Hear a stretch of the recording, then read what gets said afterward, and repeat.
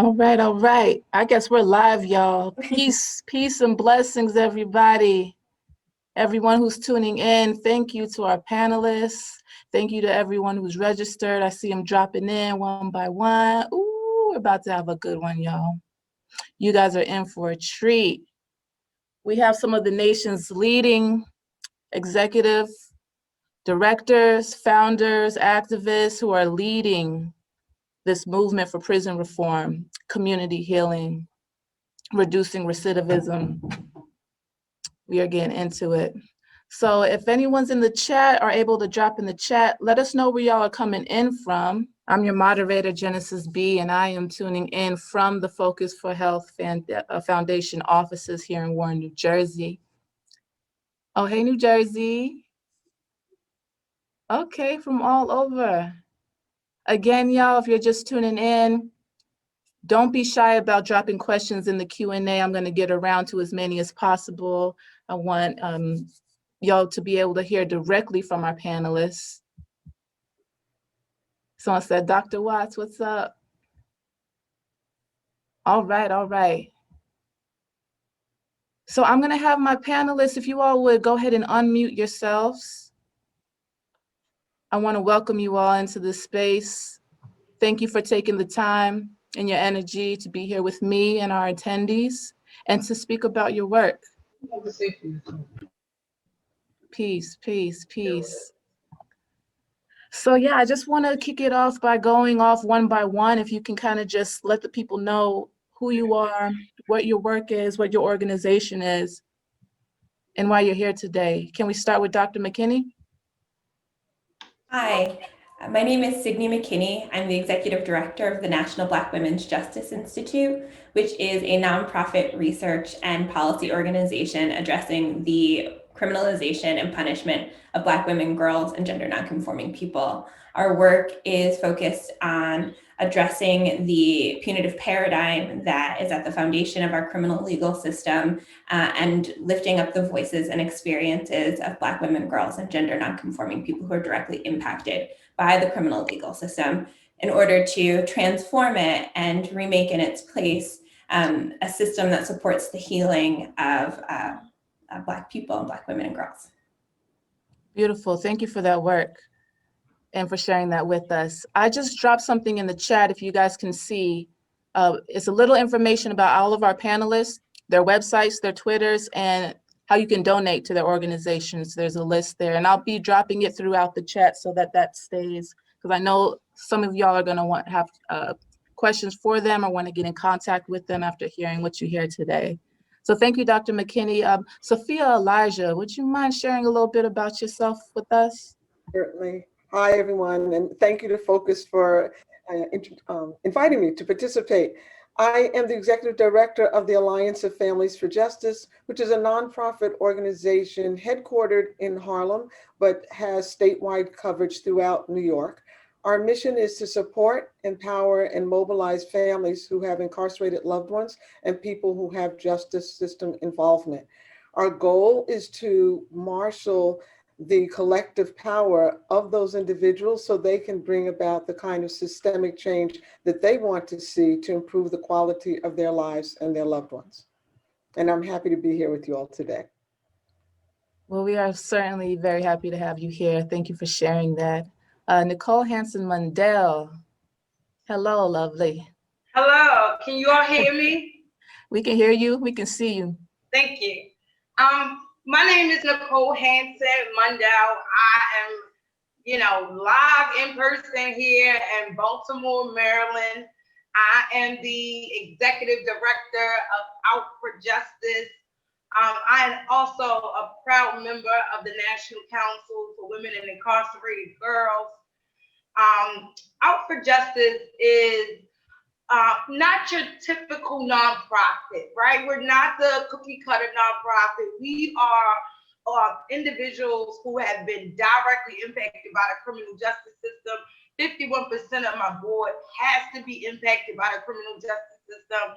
I am a formerly incarcerated woman, and the organization mission is to educate, engage, and empower the reentry community and those behind those walls to educate ourselves about the legislative process, both on a state level in Maryland and locally in Baltimore City, and to change policies and conditions and practices that impact our successful reentry. So we are writing our own bills, we are leading our own campaigns, and we are ensuring that our voices and our presence are at the table when it relates to this criminal legal system, because there's nothing justice about it. Thank you for having me. That's right. I know that's right. I told y'all, all my attendees, man, this is a treat right now. You guys are about to be in for it. These are people doing the real work, grassroots level, regional level, national level, pushing this envelope forward when it comes to prison reform, community healing, family healing, anti-stigma, anti-recidivism, all of those things.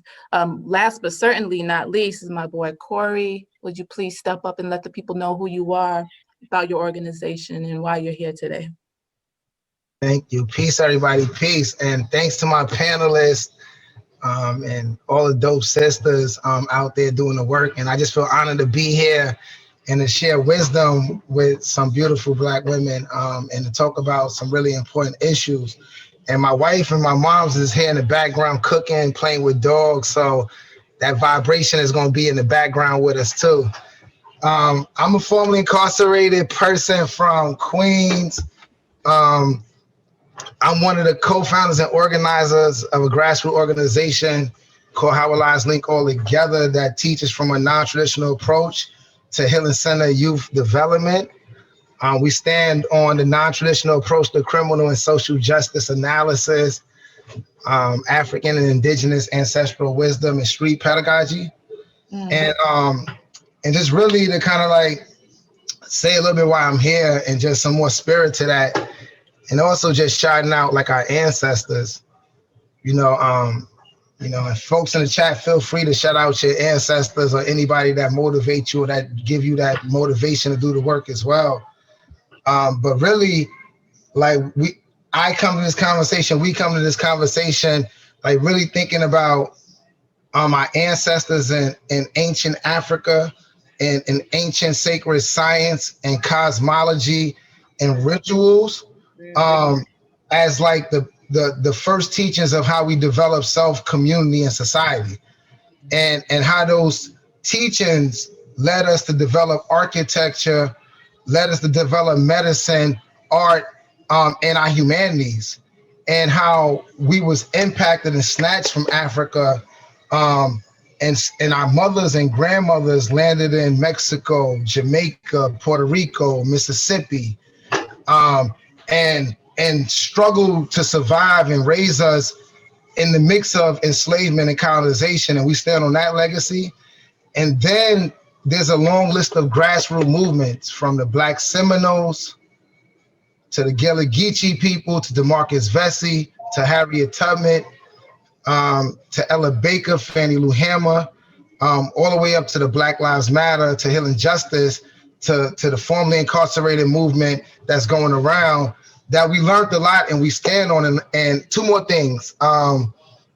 Those organizers got pushed into prison, particularly in the 60s and 70s, because they was serving our community, giving us food, raising the consciousness and the healing our community.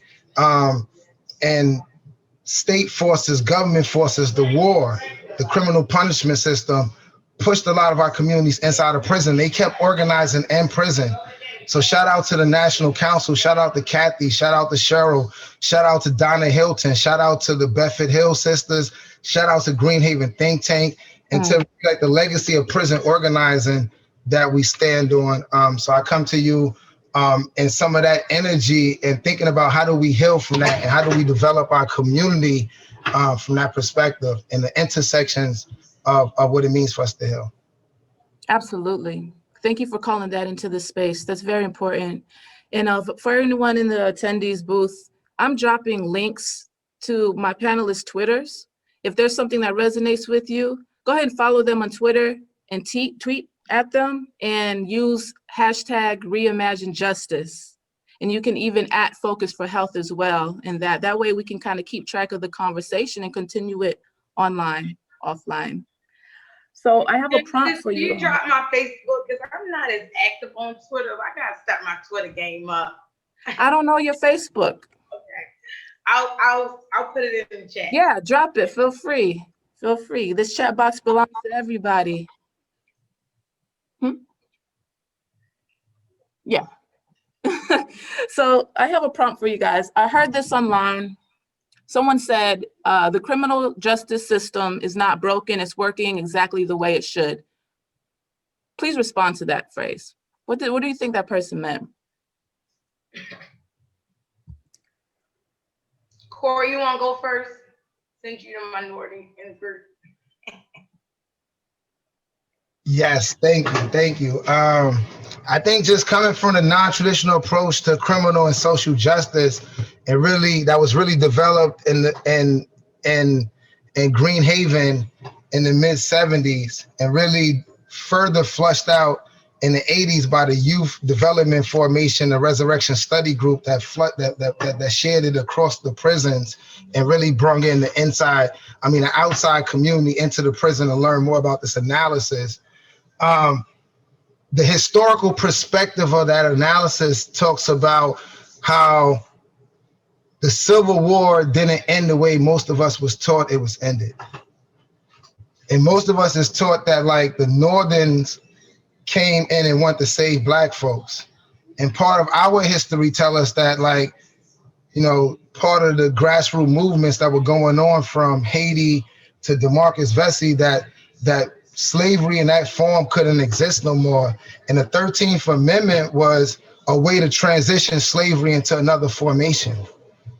And it really describes how we went from the plantation to the prison, and how convict leasing, Black codes, and the rest of the development of the institution and the government in America that continue to fail Black people and indigenous people particularly too, that led to like factors that lead to prison. And I just recently took a course on African-American history that's a little bit different than our non-traditional approach, kind of like wisdom, and says like just a point to leave us with after like the Civil War, or when Black people were so-called released from chattel slavery, there was about like 4 million Black people that like had no place to go.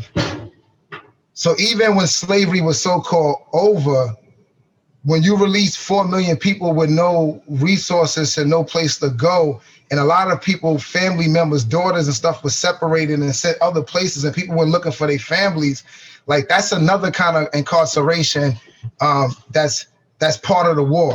That's, you know, because incarceration is one thread of the war. Right.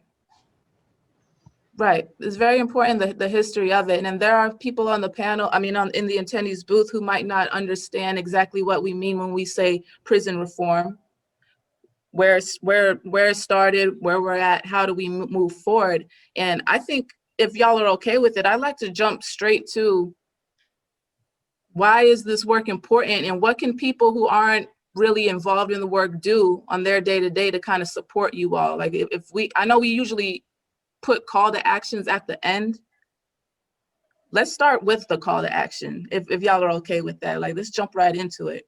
Genesis, I was actually going to ask if it's okay. I wanted to add to what Corey shared, which was wonderful. Absolutely, please. It will feed into call to action, I'm pretty sure. But you know, I'm a firm believer, and I know you all are. In order for us to really be clear on where we're going, we have to be really clear on where we've been. And so in addition to the points that Corey was making, the courts, and you all know I'm a lawyer, so I can't help but bring this in, have been really complicit in extending the chattel status of people of African descent in this country. And one of the ways that they did that is through the use of the courts and the laws, and ignoring the Fair Labor Standards Act, which is designed to protect the labor status and earnings of people who are employed. And the 13th Amendment, which allows the continuation of slavery for people who've been convicted of a crime and incarcerated. And let's be clear, the 13th Amendment doesn't require that you be incarcerated in order to be subjected to forced labor. You only have to be convicted of a crime. So we should be clear about that. But there was a long battle in Congress about the 13th Amendment and that exception clause. And the people who were adamantly against slavery fought that because they knew it was going to be used as a backdoor into slavery. And the courts, through ignoring the employee status of people of African descent and people who were incarcerated and ignoring the application of the Fair Labor Standards Act, have continued that status to today. So I would say because of all of that, the word prison reform, perhaps we should rethink that, because I would submit that prisons can't be reformed and the system of incarceration can't be reformed any more than slavery was able to be reformed. So with that, I would use that as a launching pad into a discussion about, so now what do we do about it? Absolutely. Nicole or Sydney, did you all want to piggyback off of that? Cindy, I'm trying to be a little reserved because I could talk a lot. So I want to make sure that, I don't want to take up other people's time. So is it okay? Go ahead and say what you need to say, sis. When I start going like that, that means you're going on a little too long. Okay, thank you. Yeah, I got you. So, I mean, I'll go to the call to action, right? Because I think that, my panelists, my co-panelists did an amazing job of helping us to understand where we've been. And I think that doesn't stop. Like within our organizations, like people have to constantly be educating ourselves about where we've been and the ancestors who were successful, even the ones who were not so successful. We have to continuously create opportunities for us to learn and from one another and learn from our history. So I think like that's a really big thing that even moving into this year, the next 3 years as an executive director here, that's a part of, our focus, right? Is to make sure that we're creating space, not to just do the work, but to understand why we're doing this work and understand the folks before us and how they did the work, right?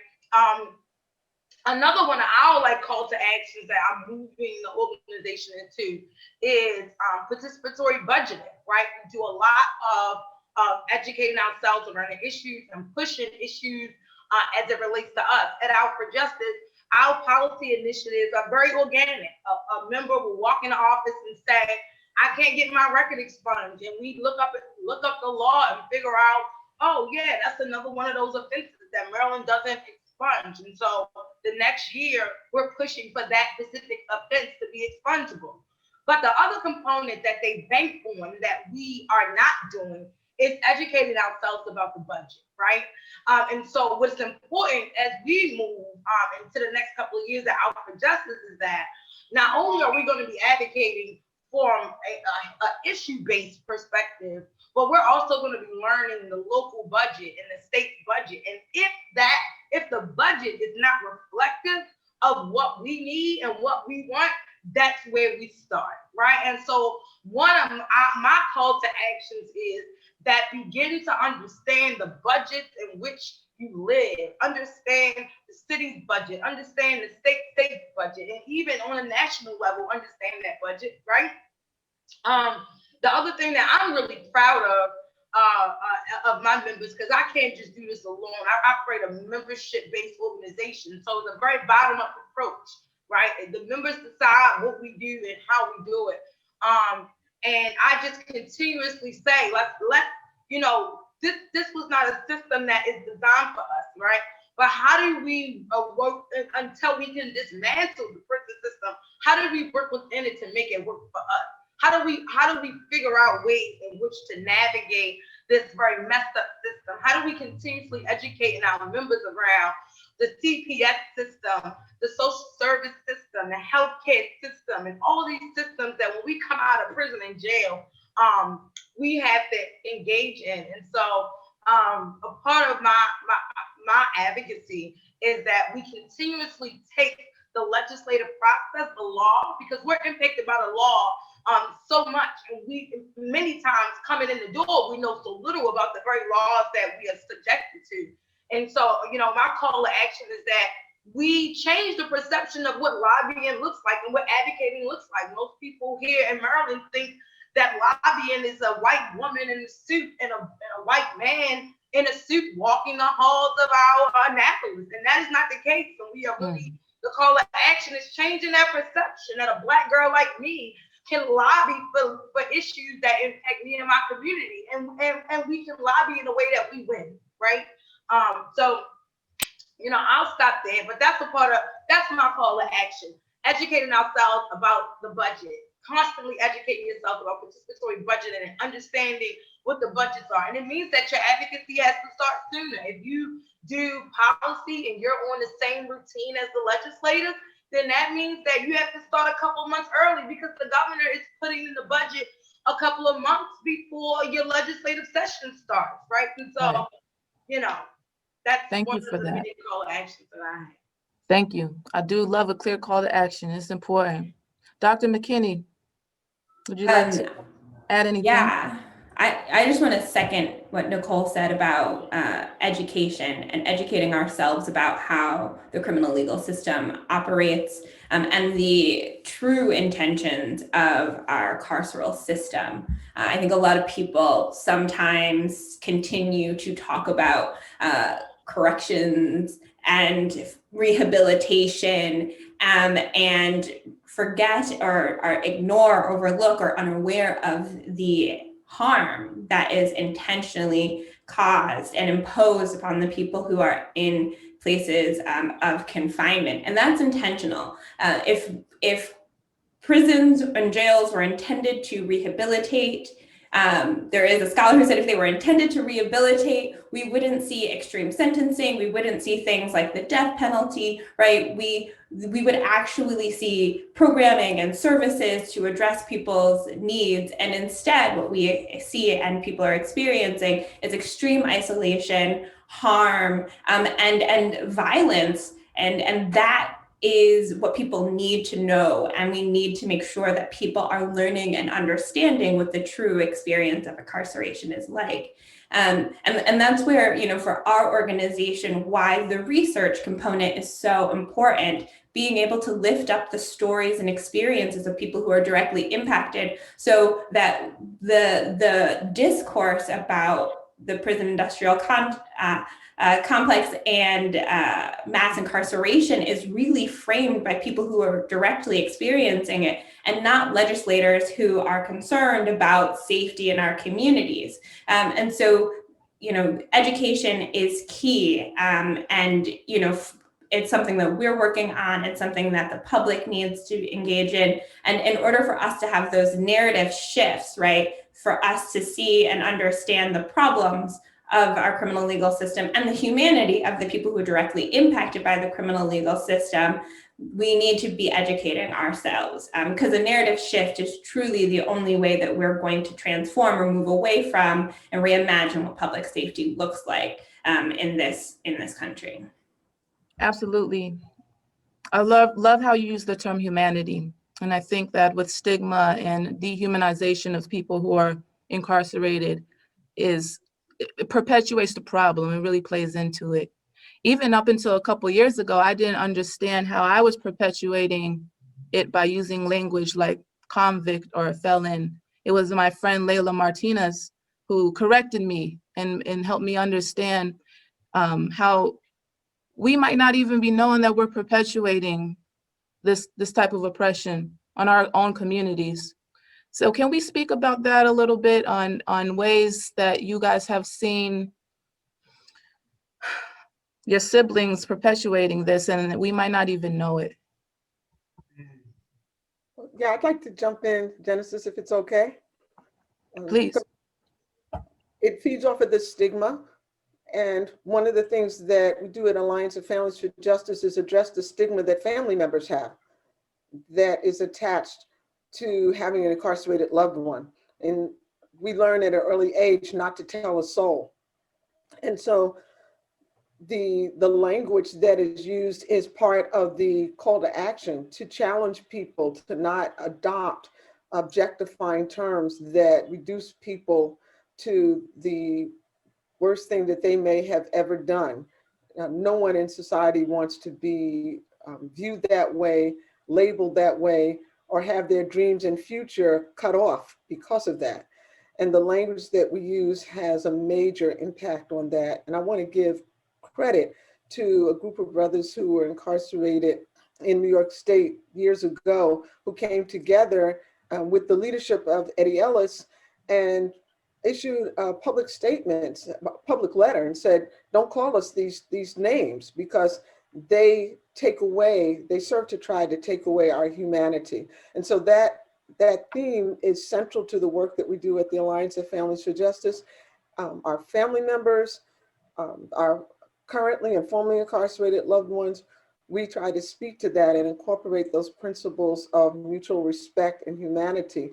And we infuse that in all of our advocacy when we meet with elected officials, when we call out the governor, when we have demonstrations.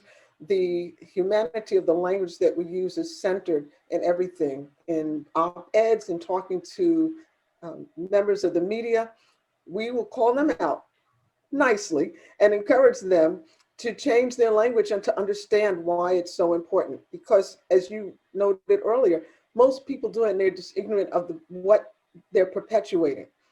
And in so many different ways, we perpetuate this paradigm of punishment. And we have to radically think outside of the box. And once you get people to radically think outside of the box, then they'll radically act outside of the box. And then the rest is history. Yeah, I'll jump in really quickly too, and it's so timely that you bring that up, right? 3 years ago, Out for Justice, we led an anti-stigma campaign, right?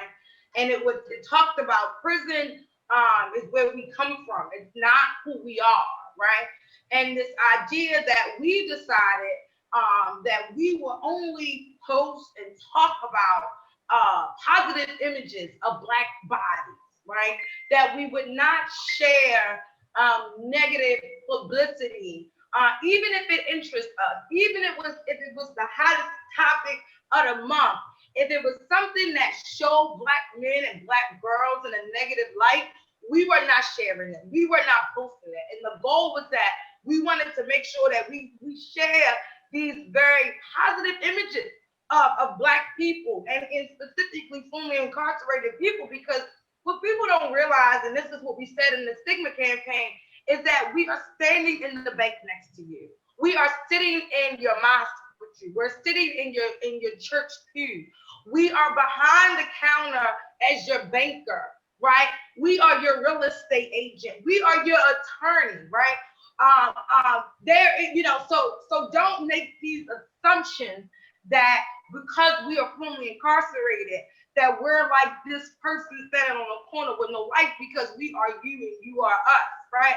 But what also brings to my attention is that in Maryland, we just passed a bill, the advocates, and I won't take credit for this at all. I was only on the back end being supportive of the brother Walter Lomax out of here in Baltimore, whose mission it was to remove the governor from the parole process, because Maryland is one of only like 3 states that still allow for the governor to take part in the parole process, even though parole, they pay parole officers somewhat upward of $100,000 a year. They're still not allowed to do their job because the governor is included in that process. There's another bill too called the Justice Reinvestment Act, and that is specifically around individuals who are young that committed crimes as a young person and was given life, right? And so after many years, Maryland just passed legislation that would release some of those restrictions and allow some of those women and men to come home who are charged as young people for making mistakes as a young person and was given life with no parole. With the Daily Record, which is a respected publication here in Maryland, the way that they reported on the bill was they said something like, murderers and rapists will now be able to come home after only serving 20 years, right? And it did no justice for the people who have reformed themselves. It did not talk about the many men and women who are brilliant behind those walls, right, and deserve a second chance. And what was commendable was that a foundation in our city spoke out about that, the Open Society Institute, which none of us expected to even say anything, right? Because oftentimes it's us having to speak up for ourselves. But the Open Society Institute, one of the program officers, sent a message to the editor and said that is downright disrespectful, and it does not humanize the men and women who deserve their second chance that are coming home. And it didn't even remove the fact that there are many people who are sitting in jail that with life sentences who may not have murdered somebody, right? Because these are people who came up in a different time than we're in right now, who were charged who were charged with some offenses that we deem are petty now, but back in the 60s and 70s, these people were given life, right? And so, that stigma is really important, and it should be a campaign that never stops, where we are constantly pushing out, controlling our own narrative and pushing out these very beautiful images of ourselves and forcing national media, local media to play. And if they don't, we should not be patronizing their business, their TV stations, or reading their papers if they are not, supporting the work that we're doing and ensuring that that we're looked at in the ways that we deserve to be viewed. Thank you for that. Yes, we perpetuate it when we share the BS, right? When we share the negative media all the time and always buy into the negative media rather than sharing uplifting or empowering and educational stories. Dr. McKinney, Corey, did you all want to say anything about that topic? Yeah, I think in addition to what we present as being potentially harmful, I think what doesn't get presented, the issues that are marginalized, are also harmful. So our work is specifically focused on the criminalization of Black women and girls, because so much of our conversation about mass incarceration has really ignored the direct impact of policing, of punishment and criminalization on Black women and girls, even though there's, rich historical evidence that we have been policed for decades, and that it is not a contemporary problem, that it has deep historical roots. And the fact that the women's prison population has exploded since 1980 and has grown 700%, and that currently the women's prison population is growing at a rate that's 2 times greater than the men's population, we still don't talk about the criminalization and punishment of Black women and girls, and that is harmful. It subjects us to potential greater abuses because there's not attention on us. So in addition to the things that are presented and lifted up, we have to recognize that the things that are marginalized, the things that are overlooked, the things that are not talked about also cause harm. Mm-hmm.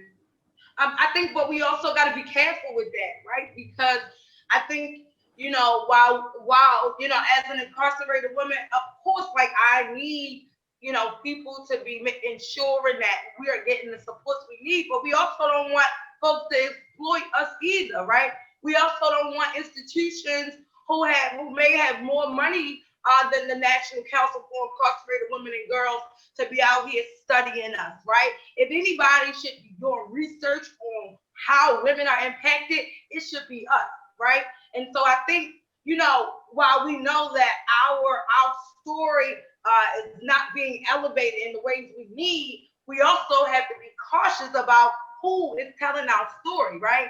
And even if it's, they may have one incarcerated woman, but if that organization is not founded in ensuring that our voices are at the center, then we don't need them talking about us either. We don't need them researching us either. So I think, right now for women and incarcerated girls, we're at a unique place because, we have the opportunity to lead our own narrative, right? And that's why, I respect you, Genesis, because your whole focus was like, how can we make sure that we're sending the financial support to the organizations that deserve that, right? And so if we want to be a part of ensuring that our voices are at the center, then you all have to fund the organizations who are leading from that perspective, and the people are leading that work. So, you know, I sometimes it's like that double-edged sword. It's like, yeah, we need to be elevated, but hold up, we don't need you, you know, in the lead of that either. You know what I mean? So I don't think it's a double-edged sword. I think you're right? I think that we know what's happening to Black women who are directly impacted by the criminal legal system because Black women have been lifting this up.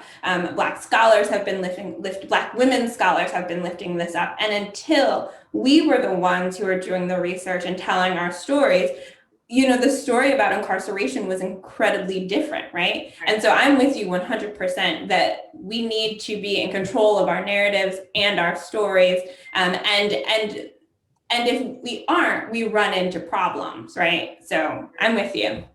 yeah. Amen. Absolutely. Corey's just over there listening and snapping his fingers. It's just, all right. You got anything to add? You'll be like, Corey, you doing a hard snap too. I know you're muted, but I can feel that snap.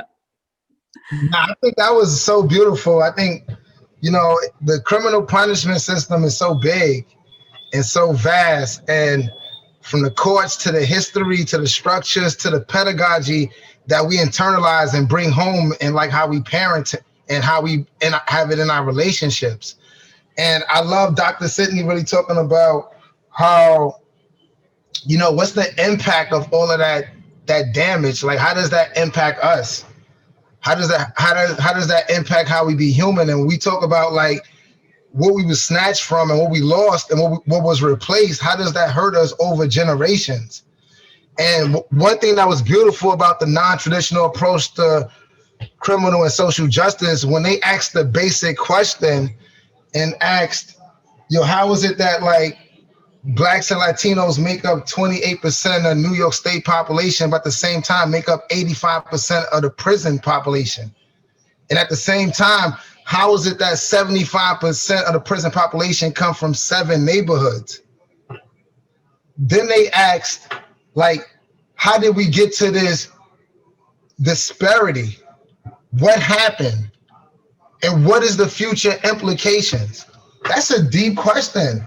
That's just talking about, because we got to be in policy bags, and then like just thinking about the war on drugs or the war on Black and brown communities. Like me, like not only my family from Mississippi and running in Chicago and New York, but we get caught up in the urban city and the crack epidemic.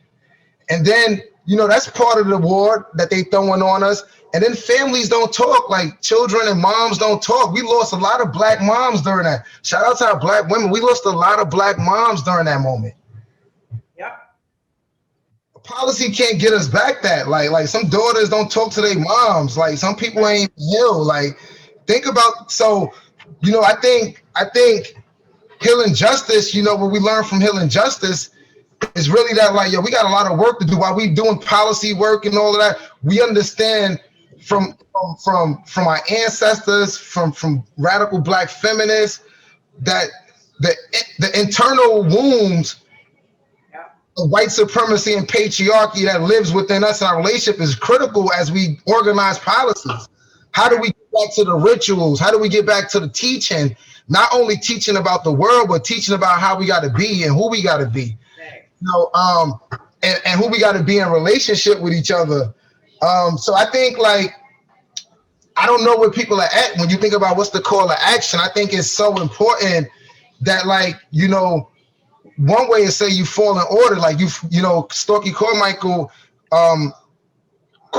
Kume Torre said, like, you need to get with organizations, you need to organize, find, research who you trust, research leadership, research elders, research people who've been doing stuff, fall in line, submit to the process, get with people who already organized, start studying.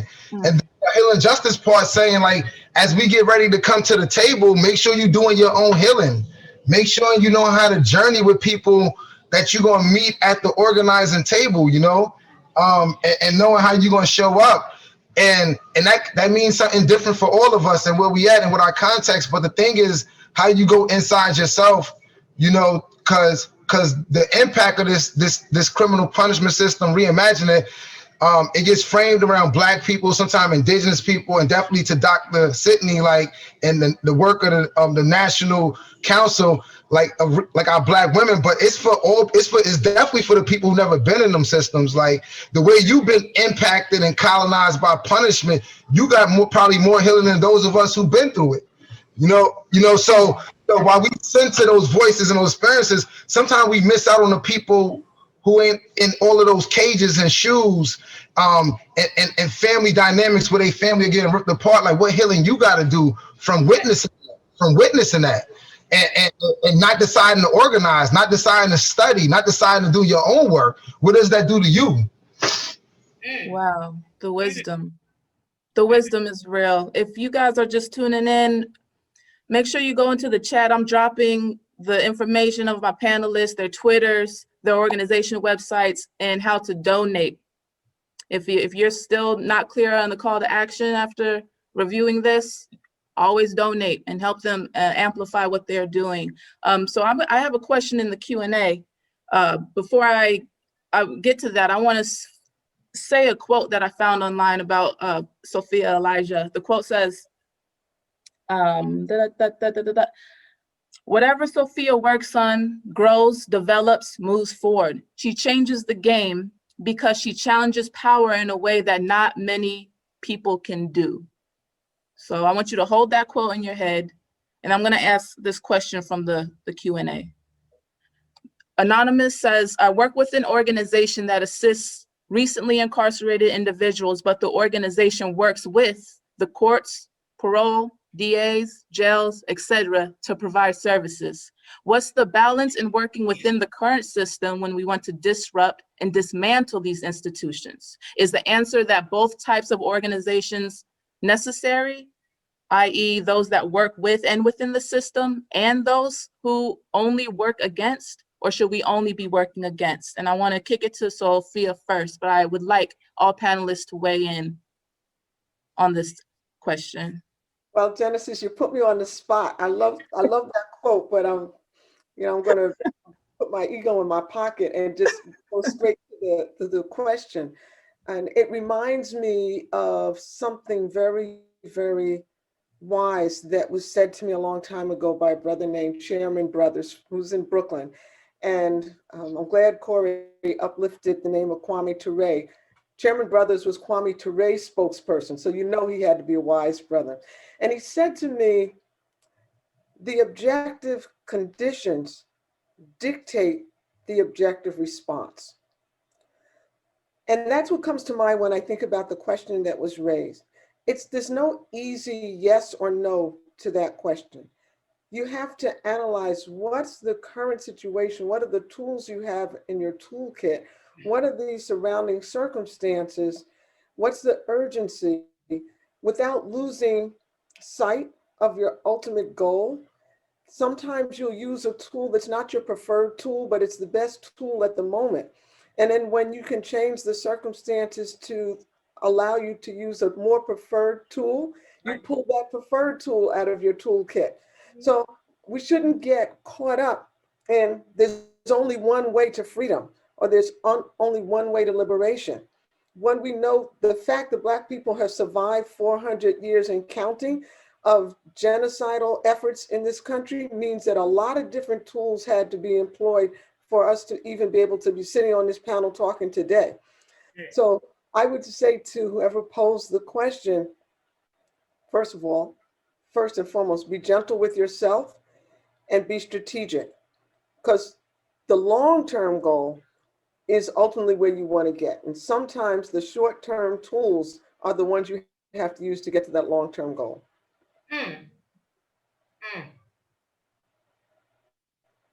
You ain't never lied. Thank you. Thank you for that very direct, concise, and powerful answer. Would my other panelists like to, do you want me to read the question again out? Do you guys remember what the question was? Kind of like, how do you work within while you're also working against? Yeah. Because standing up to power structures that are in place, it is difficult, and not a lot of people can do that. Not everyone's built for it. to be Nope. real, Nope. you know, so do you guys want to speak on that a little bit?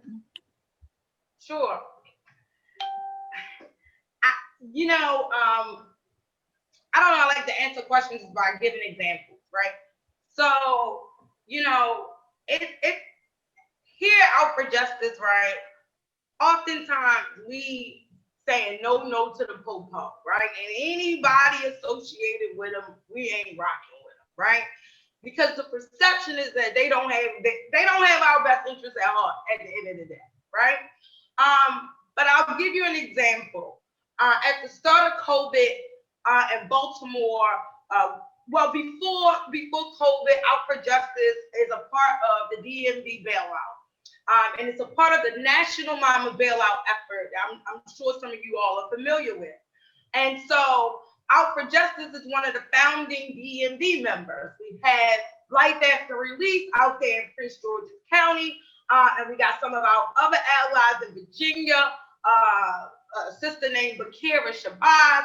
And so our goal is to bail out Black mamas for Mother's Day, right? And so the National Mama Bailout Collective during COVID, shift funding down to the locals to physically free Black mothers, right? Or Black people who are mothers in community, right? Or are labeled somebody's mama in community. But what they would not do is support paying the home detention costs, right?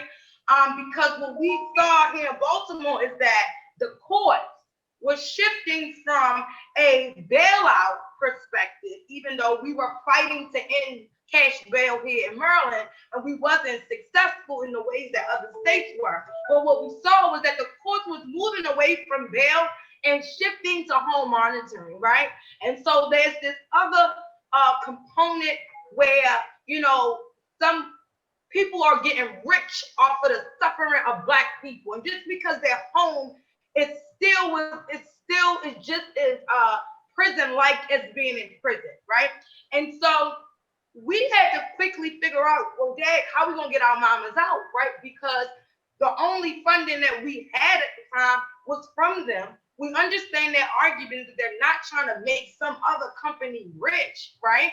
And so we had to find some other ways in which to get Black women free, because what we found in a place like Baltimore is that women were not getting bail. Women were getting a no bail status for some of the most pettiest offenses. And so we had to dig in our toolbox and say, okay, how can we use this relationship? We got a Black woman state's attorney in Baltimore by the name of Marilyn Mosby, who advocates for reform, who is saying that she's doing things differently from a prosecutorial standpoint, right? And then we know we got relationships with the Office of Public Defender. And so what we had to do was dig in our arsenal and create these social bios for our mothers and say, listen, Miss Marilyn Mosby, you are saying that you want to free Black bodies, but your line attorneys are recommending no bail, right? And so we need you to go and talk to your line attorneys and tell them when it is time for our women to get another bail review, we need y'all making a different recommendation based off your words that you stated in public. Hey, OPD, you need to fight for our clients, for our people, the same way you are, like you're in trial. And so we had to use these relationships that we had with the different offices of the courts to help to free our people. And so that could have been perceived as, oh, Out for Justice is working with the state's attorney. We got to do what we got to do to get our people free. And so, that's just an example of how, you have to use the tools, like the sister said, in the sandbox, the tools in the box to figure out different ways to getting your people free. Absolutely. Thank you for breaking down that example as well, because I don't think people truly understand how difficult it can be, like working within a system that is meant to not keep you from working against it full force, full stop, full force. Our Q&A is like lighting up, so I want to get to some of these other questions, but before I do, Dr. McKinney and Corey, did you have anything to add to that, or you guys want to kick off an answer to this next question? All right. Can we talk about prison abolition and what that looks like, i.e. restorative justice, et cetera? And I'll kick it to Corey first, and then we'll go to Dr. McKinney. Yeah, shout out to Angela. Shout out to all Angela Davis, that is. And all of the, I think this is a lot of like some of the learned lessons from the 60s and 70s, and particularly thinking about Black women and struggles and movement and thinking about how you negotiate interpersonal stuff. I think the call for abolition and the understanding of it has a journey, and like, how do we start thinking outside of relying on this punishment system to handle shit that we going through? Right. And the analysis in the 80s and 90s, Black women having beef with the white women, and really unpacking that praxis and organizing and development, add layers about dreaming, add layers about how do we, and this is an old conversation, how do we get money from the system to invest in like those 7 neighborhoods that be like that. Those is old ideas. And I think the part that H.O.L.L.A like really been doing a lot of work on in that process is, like we heard today, is really about education, like raising the awareness through healing circles and political education practices, where we are healing around some of those interpersonal things and developing the consciousness and awareness of our young people in our community, of the war that we're in, and our responsibility to start thinking about what does transformation, what does it mean to move from a liability to an asset, and our collective fight to like get better for our people. So I think, I think how we love each other, and how we care with each other is a praxis of abolition, and how we reroute ourselves in a community of ourselves, and the deepness of our community and ourselves that include ancestors, elders, and our intersections is really important. And I think the wisdom from the trust that we still got a lot to do within our personal families.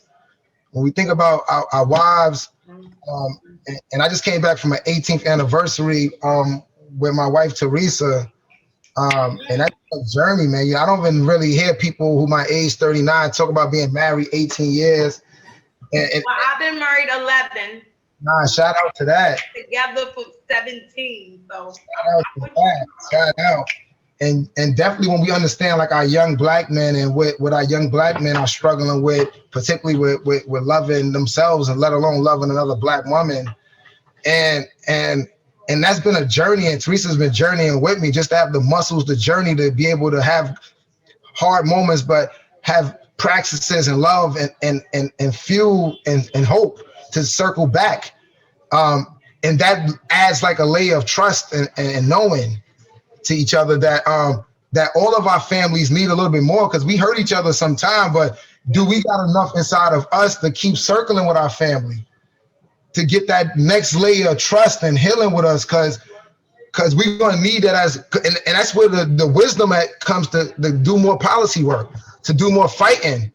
So I think abolition is a lot of things. I just want to point in on internal work, but also connected to like, when we do that kind of healing work and have those stories and analysis spaces with our family, that is the policy work. That's where the wisdom comes from. That's what we doing now is policy work too, but there's a layer in that work there with our own healing and getting more of our internal families into dialogue about their journeys is important too. Beautiful. Last thing, and I think us within the movement too. Last thing is us figuring out how to do more healing within the movement, outside of panels, outside of relying on foundations and funding, and really think about, like Corey, you got a PhD, like, you a lot, like I could be a lot of services for folks. You know what I'm saying? You don't gotta pay. Like if we got relationships, we got trust.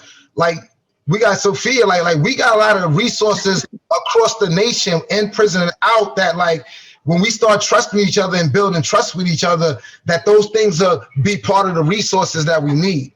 Yeah. Beautifully said. Oh I my love you so much, Corey. goodness. Dr. McKinney, did you want to speak to that question? They said, can we talk about prison abolition, what it looks like, i.e. restorative justice, etc.? I think, Corey said it so beautifully. Prison abolition is healing. Prisons are a coercive, violent system of punishment and control. We need to heal, and the forces that drive people into the criminal legal system are harmful and punitive, and we need to recognize the ways in which our society causes harm, that our society is responsible for the criminalization and punishment of people. If resources were allocated equally, if we didn't have regressive policies that divested jobs and resources from communities, and instead we had policies that tried to dismantle these systems of power and control, we wouldn't have criminalization and punishment in our communities. And so I think we just need to really do that self-work, but as a society that recognizes that the policies that we uphold are causing harm, and causing harm to Black and brown bodies and Black and brown communities. And in order for us to heal, we really need to change and transform those policies so that they're uplifting and they're supporting communities, they're strengthening communities, and until we do that, I mean, that's the goal of abolition, I think. Absolutely. Thank you for sharing your thoughts on that question. I have another question, and I think if I can have Nicole answer this question first, and then Dr. McKinney, and then Soffiyah, and then Corey. I think that's the order I want to go in, if that's okay with y'all. Quarterbacking this thing, So from Shakira Lindsay, Shakira asks, can the panelists share their views on the health care that our pregnant women who are incarcerated receive during and after pregnancy? Is there high numbers of maternal and infant deaths? Also, how is postpartum mental health issues addressed if a woman is separated from her baby?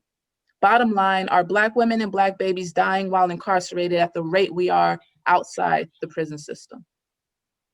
I know it's a long question, but if you could just speak to that. That's heavy. Who is that? Who is that again? That's Shakira Lindsay. Shakira Lindsay. Where's she from? It doesn't say.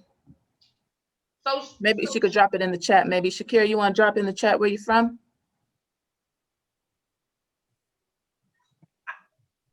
What I can say is that not enough is being done, right? There's this work that's happening around reproductive justice that is not being led and centered by Black women and our experiences, right? I'm just speaking for Black women. I'm not saying that white women are not incarcerated. I'm not saying that Asian women aren't incarcerated. I'm only speaking from my expertise and my experience, right? So when you have this movement around reproductive justice, and all that's being discussed about it is from the womb perspective, right? And you have certain organizations like Pro-Choice Maryland, NARAL, leading the work around reproductive justice and speaking to elected officials about pregnant women. And while I like some people at NARAL, right, on a local level, we do some similar work together. But on this issue, they're really clear about my perspective there, right? That there's not enough happening as it relates to healthcare behind the walls in general. And in Maryland's prisons, healthcare is ran like a staffing agency with no oversight, right? When healthcare is ran by a company who is on the Dow Jones, then you know that our healthcare is not a priority, right? And so that's just healthcare in general. Like, people are dying because of asthma attacks. People are not getting medication like they're supposed to. And the ones that are being medicated medicated. They're being sedated so bad that we had men who went in a sound mind, women who went in a sound mind, and the state is refusing to release them because they can't take care of themselves anymore, right? And so you can only imagine what it is for women. The rates of pregnant women losing their babies are high, right? It's our hope that in Maryland, because we no longer have this very racist warden at the head of the MCIW jail, it's our hope that things will begin to turn around, right? There are advocates who have introduced policies that will stop them from putting pregnant women into solitary confinement. We just had some policy passed a few years ago that will remove shackles from a woman's leg when they're giving birth, right? And so should we be doing more? Yes, right? Are our women suffering behind those walls that are pregnant? Yes. And especially when at the first stage, it's like, oh, would you like some emergency contraceptive? Would you like, the narrative of women going in our prisons and jails who are pregnant is, would you like to get rid of this baby? And so, those are the type of conversations that we have to have. And those, I know it's like we need to do this healing, but we also need to couple it with aggressive policy reform and reform behind the walls, because you got the state law, but you also got prisons who have their own laws, right? So we also have to work administratively with the prisons to push them to reform some of their internal policies around pregnant women. But I guess that my answer is that women are suffering, and especially in Maryland's prisons, the ones who are pregnant, and we are not. We need to do more, right? I could be doing more. We all could be doing more to protect pregnant women. Wow, thank you. Thank you so much, Nicole. Dr. McKinney, can you address that question for us?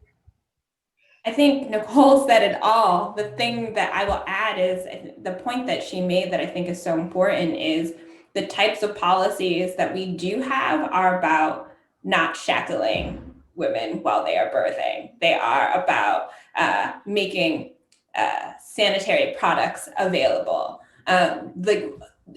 There is no such thing really as like gender-specific policies supporting the well-being and the needs of women, Black women who are incarcerated.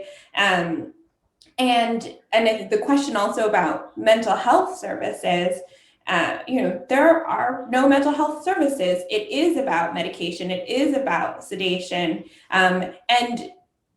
If we're thinking about the needs of women who are incarcerated, mental health services, whether you're pregnant and dealing with postpartum depression or not, right, are something that everyone needs access to, because so many women who are impacted by the criminal legal system have experienced deep trauma and harm prior to, while, and during incarceration. And so we do need to be thinking about how do we strengthen and improve and enhance the healthcare access of women who are incarcerated. And also just think about programming and services in general, right? There is a lack of services for women who are incarcerated, and also, thinking about services for women when they leave incarceration. And then I think the other thing I would add about parenting is we also need to be thinking about the women who lose their children, not because of child or mortality, but because they go into the foster care system. And those are other things that we need to be talking about, is that like women lose their children and they enter into the foster care system. And I used to work in foster care before I started this job. And I will tell you, they don't do enough work to keep families together. And case planners will be like, the facility is too far away. So those visits and those conversations that are supposed to be happening to keep families together don't happen. So when we're talking about the impact of incarceration on Black mothers, on incarcerated mothers, we need to be thinking not just about their health and well-being in the facilities, which is important, but also about the maintenance of those relationships with their children and their families. Because when they come home, those are the relationships that sustain them, right? Absolutely. So Soffiyah and Corey, I want to offer the space for you to address that if you'd like to. If not, I can kick off the next question with you all. I don't have a lot to add. I was only going to spin off on the particular importance of like an experimental, I won't even call it an experimental program, but a unique program that happens at the Bedford Hills facility here in New York, where newborns can stay with their parents. I think it's up to a year, maybe longer. But this, one, helps with bonding, two, helps with the mother and the child, but it's something that needs to be expanded. The length of time that the child stays with the mother, and needs to be expanded across the country, and should be a factor in early release for the mother from parole, on parole. So those are just a couple of things I wanted to add. I very much agree with the previous statements. Yeah. Thank you. Corey? I think Nicole hit it all, man. I agree too, man. I think I could add more, but it just keep going. I think some healing. I would talk about really, if I got a little space, might as well. I would talk about, I never been to prison as a woman, and I never like had that experience, but I definitely been in prison and know what it feels like to be shut out from the world. And as a parent now, just thinking about what that is like if you got your child with you, you know? And so I understand to some degree, like that inner vision of that. And then I know a lot of my friends and elders who are formerly incarcerated sisters who are doing dope organizing work, but still got mad issues with their children because of the situation. So I think like one of the things that's part of the death, like that stat sounds like really true and important, but it's also like the wounds, the death that like sometimes we don't see outside of the bodies. And then the last thing I'll say, and going to Nicole part about like us putting more eyes and more energy and going into the prisons in general, but particularly going in to support our women. Like part of the reason why Attica Revolt was so important in 1971, these people was really trying to bring the consciousness of the outside world to the inside of prison. And they sacrificed a lot so that folks on the outside could see what's going on, to get some education, to get some knowledge, to get some struggle, to get some compassion. And I think, besides supporting political prisoners and people in prison in general, like we definitely need to, like just all of our, this is why the healing with our families is important, and particularly men, when you think about women in prison, because men don't never be on the visiting floor. Like we just need to be doing what Nicole said, the deep policy work and healing, but we got to be more in our families' lives in prison. Like all of our organizations, just in all of our families, we got to be more connected to our people in prison on a daily basis. I think that'll catch some of the stuff in our spirits on being connected to them. And certain populations like our women and our political prisoners is a certain kind of, and our elders is a certain kind of urgency. Yeah. And Genesis, Corey, you right, because you know, we get mail every day, and we have like a specific program that just answers our behind the walls mail to let our women and men know, like, we thinking about you, we here for you, right? We're gonna help you find a lawyer, we're gonna help you find a civil attorney, like we're gonna put this summons in the court for you, like just being there and being supportive. And the last thing I want to say that, and I don't mean to jump in, but in a place like Maryland, we didn't have what's called a women pre-release facility, right? So women who were within 18 months of their release, they had nowhere to go. They were still in a maximum security institution, right? So you got women who were supposed to be on their way home, supposed to be navigating family relationships, supposed to be working, beginning to figure out housing, beginning to figure out their educational opportunities, begin to deal with their drug treatment, right? Nothing. And so for the last 3 years, Out for Justice and the Maryland Justice Project, we went to Annapolis year after year to make the state do what it said it was going to do, right?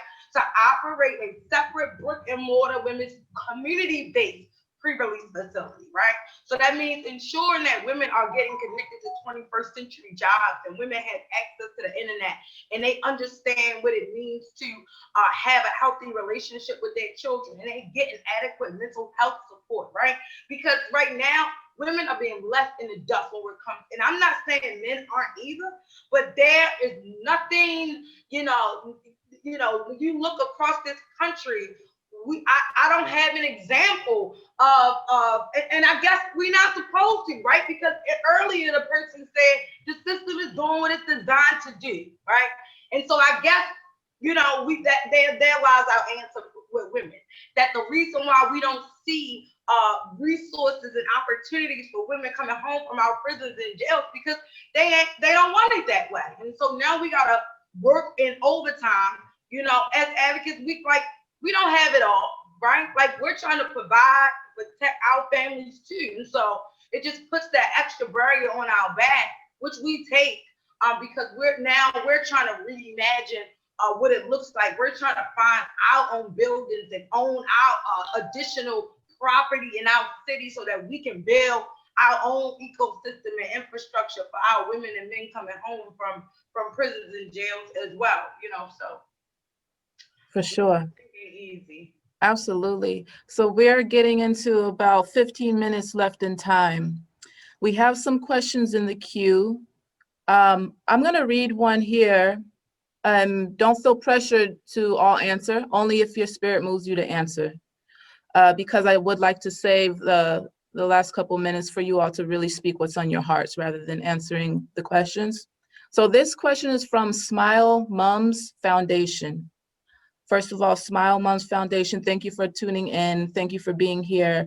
If your foundation funds anything dealing with this work, you've come to the right panel. Here are opportunities to fund with these activists, these organizations. So Smile Mums Foundation says, I just want to know how best can the campaign of Black Lives Matter be rolled out internationally, because even in low-income countries, people are still suffering. So we just want to know how we can embrace this noble cause globally in all regions. So if your spirit is hearing that and wants to respond, please do.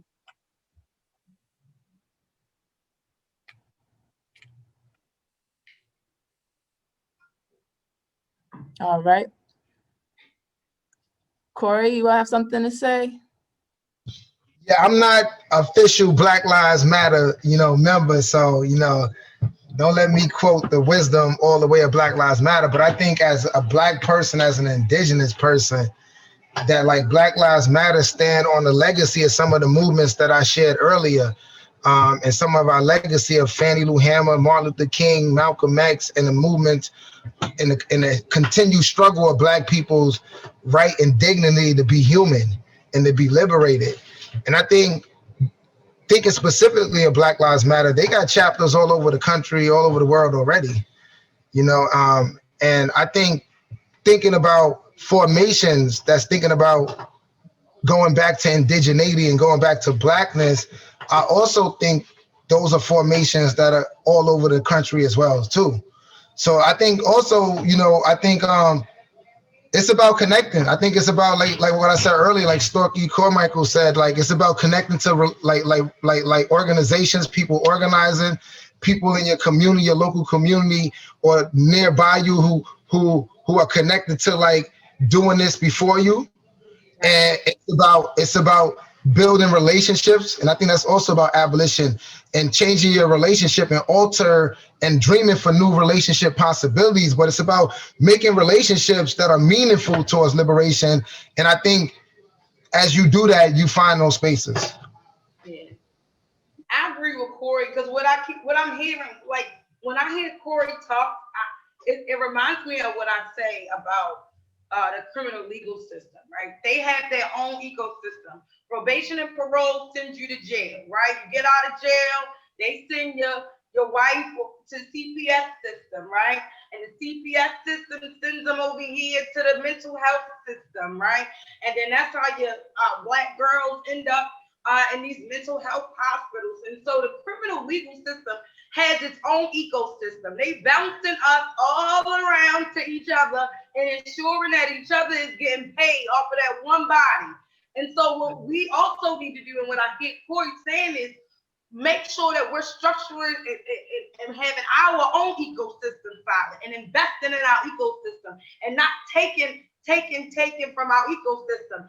If you have the advocates up in New York, they're the ecosystem. One group might can help you with some advocacy on the healthcare front. One group might can help you with some advocacy on connecting back to your family. The other group can help you with as a woman coming home from prison and jail.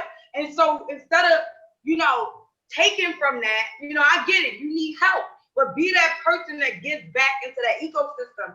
And so what I keep hearing is that we have an ecosystem. We just need to tighten it up in your own specific communities and states and make sure that you're giving back to that ecosystem, because that criminal legal system, they making sure their ecosystem is funded and fueled. And we got to do the same thing for our ecosystem. Thank you for that. Thank you, Nicole. Whew, y'all are just dropping these heavy bombs on me. I'm trying to keep up, process it all. Soffiyah, I'm wondering, so we have about 11 minutes left. I'm going to ask you all to just close out with these thoughts. If there's something on your heart that you want to say that hasn't been addressed, something, a call to action, something in the future that you all have coming up that you want people to know about. And again, all the attendees, I'm dropping this information in the chat so you can go follow our panelists' Twitter. You can go to their organization website, learn more about them. And I also dropped the donate link if you'd like to contribute financially to their work. So Soffiyah, is there anything on your heart that you want to share in these last couple minutes? Yes, thank you. And I'm going to try to be brief. I'll start with, some time ago, I described prisons as being weapons of mass destruction. And I think that was an appropriate description, and nothing that I have seen that has happened with the prison system over the past at least 50 years has caused me to think of it any differently.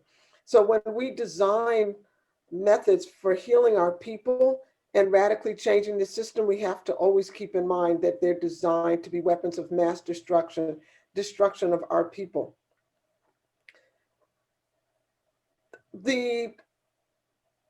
I think one of the most important efforts that we're engaged in now, and I think that is growing across the country, is the effort to restore the vote to people who are incarcerated. It's extremely important because there's a reason that our folks were literally killed in the street because they tried to register to vote. It wasn't by accident. There's a reason that voter suppression is alive and well in 2020 and 2021. And once we can get the right to vote restored for our people who are inside, it is a very important tool in our toolkit to radically turn things upside down. We have to claim and push the narrative that elevates the importance of voting. I'm not saying it's a game changer, but it is a very important tool. And we can't ignore that tool because there's not a single politician that you go to talk to who's not interested in how many votes you can bring to them. And so to Nicole's point about the inside and outside game and knowing the budget, we have to understand what is the root of power in this country. It's tied to money and votes. So until we get enough money, we can definitely get the vote. So I would urge us to elevate the importance of that because it is tied not only to what the criminal and justice system is doing to our people, the education system, the healthcare system, every single system that is operating very well together to result in genocidal results are the things that we can impact with the right to vote. So I think I'll stop there and thank you again for participation and say that I'm really, really glad that healing is central to a lot of our discussions. Because healing from racism for our people and the people who benefit from racism is important all around. Thank you, Soffiyah. Speaking of healing, Corey, did you want to say anything that's on your heart that you would like our attendees to know? I just wanted to say a poem, man, the spirit of ancestors and vibration and the liberation that comes through the teaching of art, and the policy work and the healing work that's in art, that's from the heart and for our education, like we mentioned today. So this is for our ancestors, particularly the ones that stand with us and plan with us. I'm talking about a pedagogy of patience. They still waiting for my transformation and for me to heal from all the steel blazing. And generation after generation are living out the plantation. This is for our ancestors, particularly the ones that get killed for us, sacrifice and build for us. I'm talking about indigeneity without no regulation. Culture is our education. Emotional communication. Vulnerability is what we embrace, and this is for our ancestors. Particularly the ones that love you when they don't got to, but love you because they got you. This is for our ancestors. Particularly the ones that stand with us and plan with us. We talking about a pedagogy of patience. They still waiting for your transformation. Generation after generation are living out the plantation. That was for our ancestors. Thank you so much, Corey. Woo! You already know I'm into it. Dr. McKinney, would you like to share anything? We have about 6 minutes left. So if you can share anything in 3 minutes, and we'll kick it off to Nicole, and then I'll wrap it up. I can do it in less than that. I just want to say thank you so much for being on this panel with such amazing folks. I mean, just to be in community and conversation with you all today has been such an honor and such a blessing. I'm really appreciative of all of the work that you do and just all of the knowledge that was dropped today. It was really powerful, and it was such an important reminder of why we do this work. So I just want to say thank you for this wonderful opportunity. And I look forward to working with you all in other capacities in the future. Absolutely. Thank you. Thank you.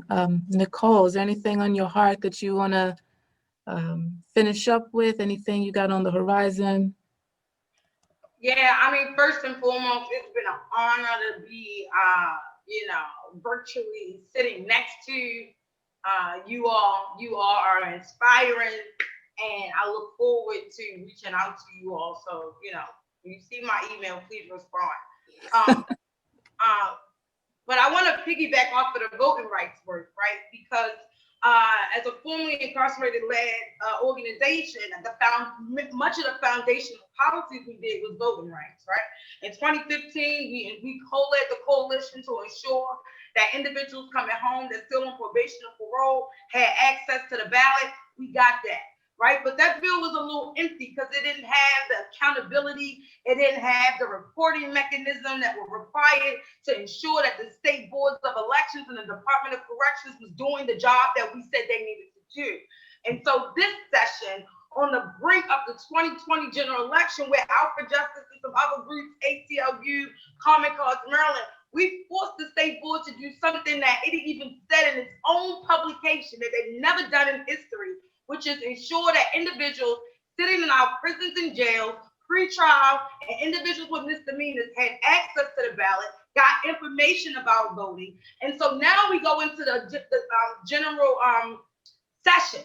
And so we have the number 2 bill in the country, right, that is saying that individuals sitting in our prisons and jails who are pre-trial eligible, who have misdemeanor convictions, They already have the right in Maryland to vote in Maryland. What we're saying to the State Board of Election and to the Maryland General Assembly is ensure that our people have a hotline to call when voter suppression is happening.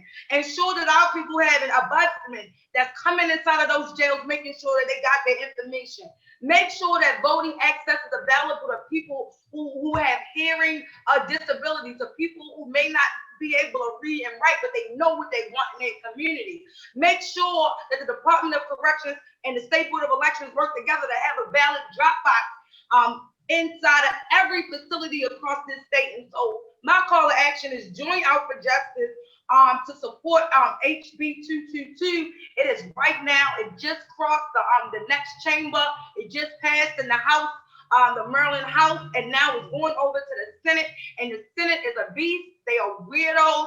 They don't believe in real reform. And so we really need you all to stand with us, because right now we have an opportunity in Maryland to pass some real jail voting reform policies, and we can't do it without you. So this is so timely.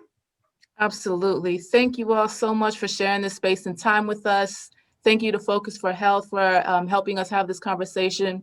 And thank you to all the attendees. Make sure you go to focusforhealth.org and follow our panelists. They're doing amazing work. If you can support in any way, I'm sure it's appreciated. So much love and light to everybody, and catch y'all on the flip. Peace. Peace.